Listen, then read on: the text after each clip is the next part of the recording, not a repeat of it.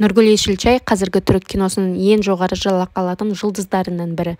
Қазақстандық көрермендерге «Махаббат пен жаза», «Жаратқан», «Сүлеймен Сұлтан», «Көсем империясы» және «Қызыл махаббат» фильмдері телехикаялары арқылы жақсы таныс.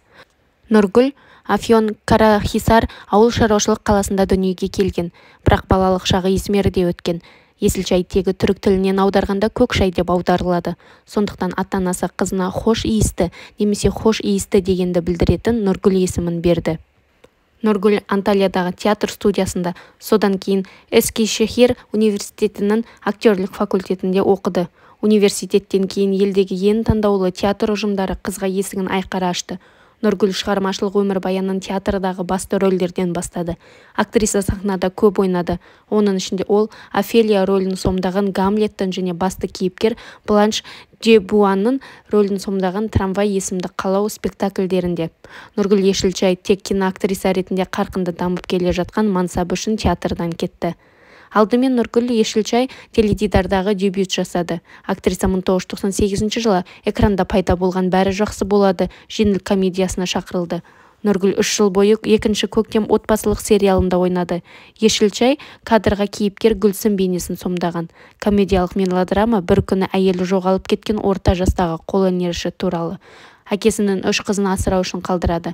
Нұргүлге түрік киносының жұлдызы Түркан Шораймен және сымбатты Озан Гүйвенмен бір сахнада жұмыс істеу бақытты бұйырды. 2010 жылы түрік телеарнасында «Махаббат пен жаза» экшнге толы мелодрама көрсетілді.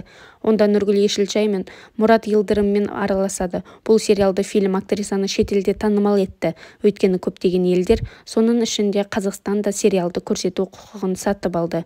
Осындай табыстан кейін Есілчай Түркияда жоғары жалақы алатын актриса болды. Актриса көп ойнауды жалғастырды. Сұлтан Сүлейман мелодрамасы, Қызыл махаббат экшн фильмі және Галип Дервиш криминалдық фильмі шықты. 2014 жылы Нұргүл үшін сәтті жыл болды. 4 ауқымды жоба бірден киносүйер қауымның қызығушылығын тудырды. Бұлар кісі өлтіру триллері, жақында комедиялық ситкомы, түн драмасы және Эркан Петеккая Нұргүл Есілчайдың серіктесі болған «Махаббат» туралы жарылған мелодрама. 2016 жылы актриса «Ғажайып ғасыр», «Көсем империясы» әлемдік деңгейде танылған фильмнің 2 маусымында Нұргүл басты кейіпкерді венециялық көпес Анастасияның ұрланған қызы Көсем Сұлтанды ойнады. Ол Сұлтан 1 Ахметтің әйелі және Түркияның ұлы саясаткер әйелі болуы керек еді. Осман империясының 3 сұлтанының анасы. Актриса 1 маусымда Көсемді сомдаған Берен Саатты ауыстырды. Бұл фильм 4 маусымға созылған және әлемнің 50 елінде көрсетілген тағы бір танымал жобаның керемет ғасыр жалғасы болды. Нұргүл Есілчай отбасының бұзылуына актриса себепкер болғысы келмейтіндіктен үйленген жігітпен қарым-қатынас ол үшін қолайсыз екенін айтты. Алайда Есілчайдың күйеуі актер Джем Йозер бұрынғы әйелін Селин Дельменді Нұргүл үшін тастап кеткен. Күйеуі Есілчайдан 17 жас үлкен болатын. Ғашықтар 2004 жылы үйленіп, 6 жыл бірге өмір сүріп, Осман Нежат деген ұлды дүниеге әкелді. Бірақ сәбидің пайда болуы да екі түрлі адамның некесін нығайта алмады. Күйеуі Нұргүлдің кәсіби жетістігіне қызғанып, оның жұмыстан кеткенін қалады. Нәтижесінде Есілчай мен Йозер 2010 жылы ажырасып кетті. Алайда актриса ұзақ уақыт жалғыз қалған жоқ.